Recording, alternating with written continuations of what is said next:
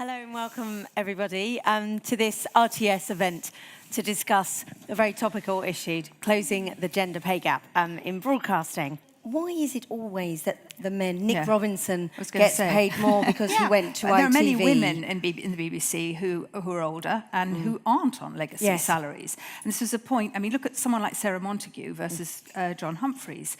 There's a debate to be had there about they both had served a long time on the Today programme. She's the second longest. And yet, second longest, but yet she wasn't even at the 150,000 mark. Why is it that the legacy salary wasn't applied to her, but was applied to John Humphreys? So I am a little sceptical about this use of... I can see how it happens, You can see how it happens, I can see how it happens, but I Yeah. don't think it's a defence. I've worked in sectors where it's been part of your contractual agreement that you don't talk about your pay. So the question is, how transparent is it? And how fair are we being on pay if we're actually putting into people's contracts you don't talk about your pay? Because that would suggest to me that there's something to hide, and you don't want people to have that open, honest conversation about pay, which I know in many sectors is harder than others. So I think there's an issue there. I think the other bit around unconscious bias, I would challenge that and say I actually think there's a whole host of conscious bias going on. So I don't think it's hidden at all. I think there's a lot of conscious bias that goes on that just thinks, and I've sat in conversations where people have said, let's give the guy a bit more money because he might leave, and I know he won't accept it, but we'll promise her something next year. I think there's a real key to understanding that women and men behave in different ways. And so sometimes, if you want to address something like that, you've actually got to go out consciously and find your Cathy Newman and put her on and defend her against all the people who say, she's got a high voice, she's too young, she's, whatever it is. You make your choice, you find your talent, and you back them. There needs to be a redefinition of what a successful career is. Rewriting that narrative is really important, and understanding some of the behaviours of men and women in the workplace, and understanding what that means in terms of not challenging for a pay, not taking the reason, feeling you're going to support the, women support the company and they're not going to ask for more money.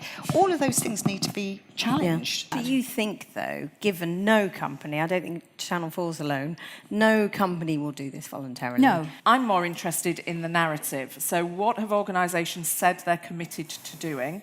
And I'm more interested in what happens over the next 2 or 3 years as to how they change their gap. So for me, it's about holding leaders' feet to the fire to say, you said you were going to do this, what's actually changed? All the men aren't going to be taking pay cuts. It's just not going to happen.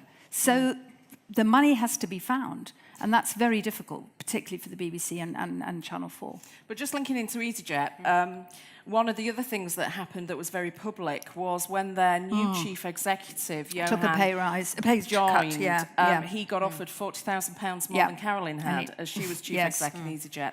And he said, no, I'm going to get paid the same as Carolyn got paid. And he made it public. And he used transparency to say, this is what I've been offered as a chief exec, and I'm going to take 33%, 33,000 pay cut. You could take a negative view, though. Why on earth are they offering him more, given that she'd Good question. turned maybe round legacy, that though. company? If it weren't for you and the legislation that you pushed through that got passed in 2010, we wouldn't have some of the figures we've been discussing about the broadcasting industry. The whole point is, year on year, we need to see progress, and we need to have stretching targets. These gaps are not there for us to be gnashing our teeth or admiring those that have got the lower gaps.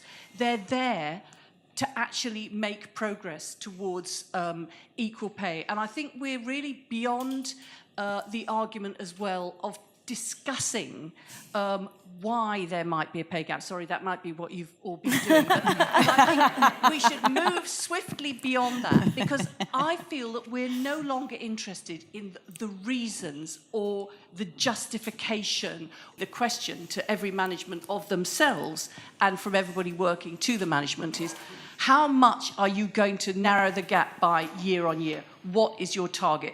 And they need to be a stretching target, not just coasting along. We've got to keep the momentum going. We can't just have this as a big sort of splash, and then we just carry on business as usual. But I think we should avoid the discussion of the explanation and the rationalisation and just say we're not interested. if you want to talk about that, talk about we're just only interested in setting the targets and then being achieved with performance pay being attached to that. Harriet Harman, Jane Corbin, Charlotte Sweeney and Sian Kevill.